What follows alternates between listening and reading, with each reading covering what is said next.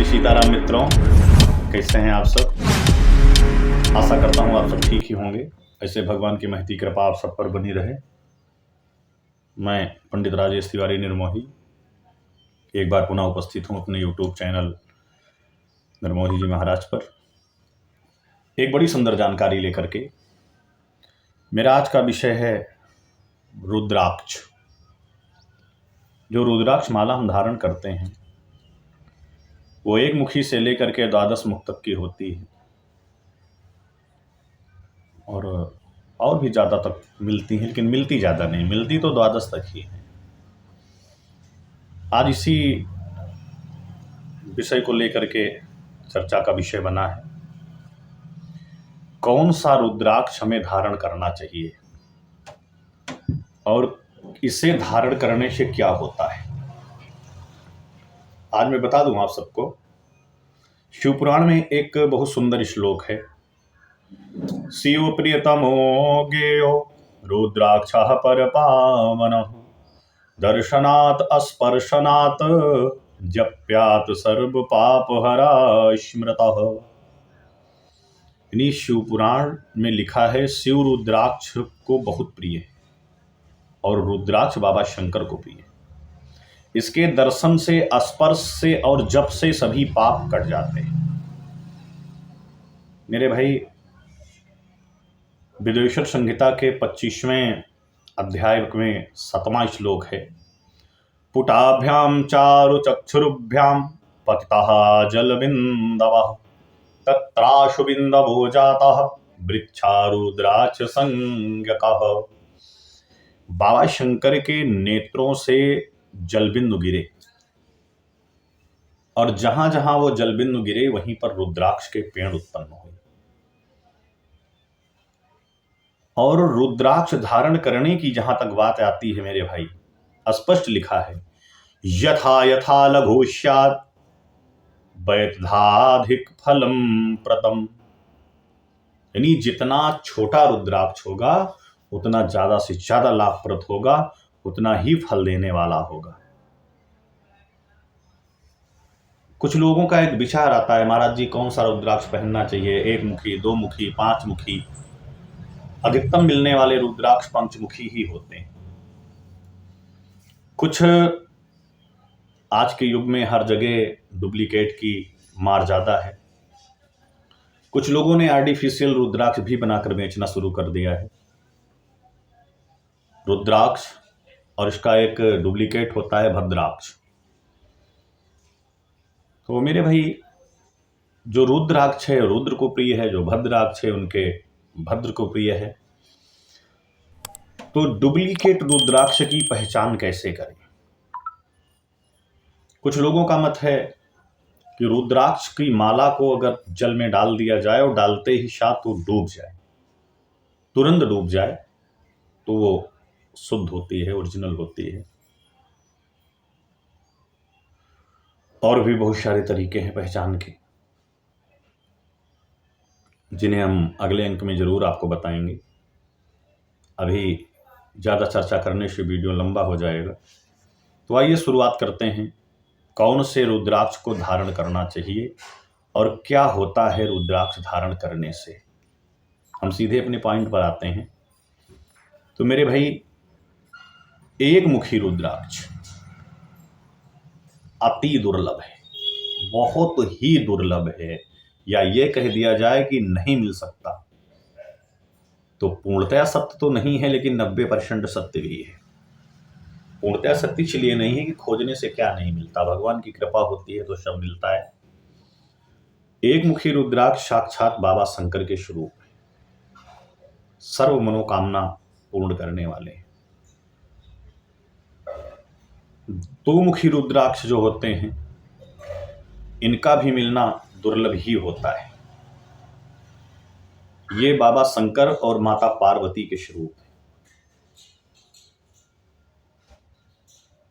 या ये कह दिया जाए कि ये अर्धनारीश्वर, यानी आधे बाबा शंकर होते हैं और आधे माता पार्वती होती है।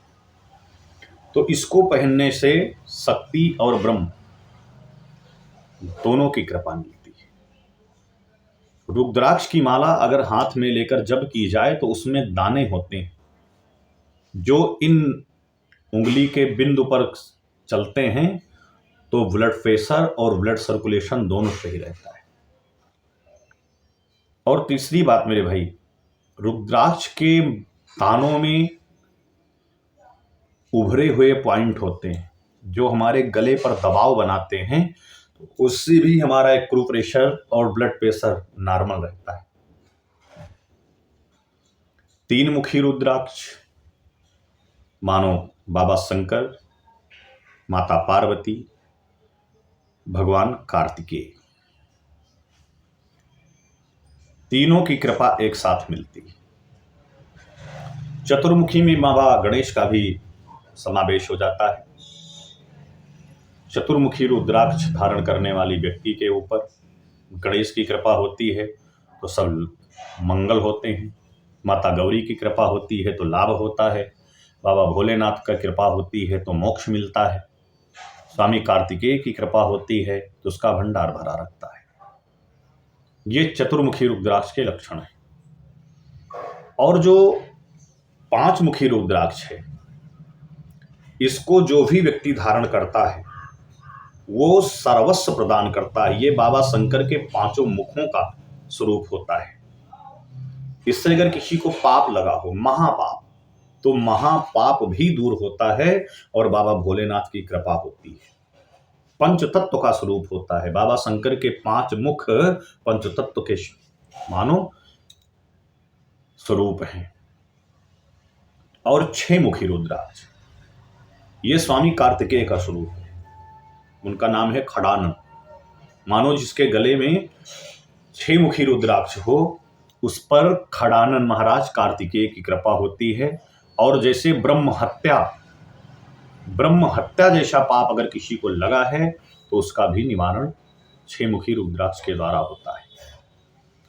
7 मुखी रुद्राक्ष उसे पहनना चाहिए जिसकी कमाई बहुत है लेकिन फिर भी दरिद्रता बनी, किसी भी प्रकार से, हर प्रकार से परेशान है, ना खाने को पूरा पड़ता है, ना पहनने को, ना घूमने को, बिल्कुल दरिद्र व्यक्ति, दरिद्र से दरिद्र व्यक्ति अगर 7 मुखी रुद्राक्ष धारण करे तो उसके दरिद्र भाग जाते हैं।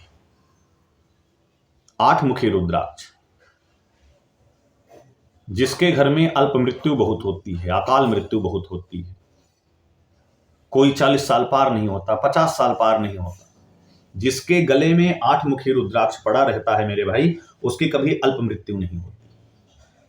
वो हमेशा लंबी जिंदगी जीता है और स्वयं बाबा शंकर के धाम जाता है। 9 मुखी रुद्राक्ष जिसके गले में है वो साक्षात 9 दुर्गा का स्वरूप होता है। माता पार्वती के 9 अवतारों का स्वरूप है।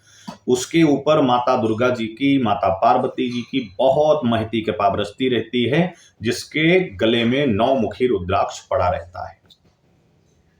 और 9 मुखी रुद्राक्ष माता जी का स्वरूप होता है, इसलिए धारक को 9 मुखी रुद्राक्ष बाएं हाथ में ही धारण करना चाहिए।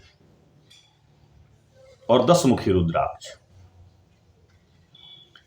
ये मानो 5 ज्ञान इंद्रियां, 5 कर्म इंद्रियां, ये 10 इंद्रियों का प्रतीक होता है, जो इंद्रियों को बस में करके समस्त प्रकार के सुखों को प्रदान करता है।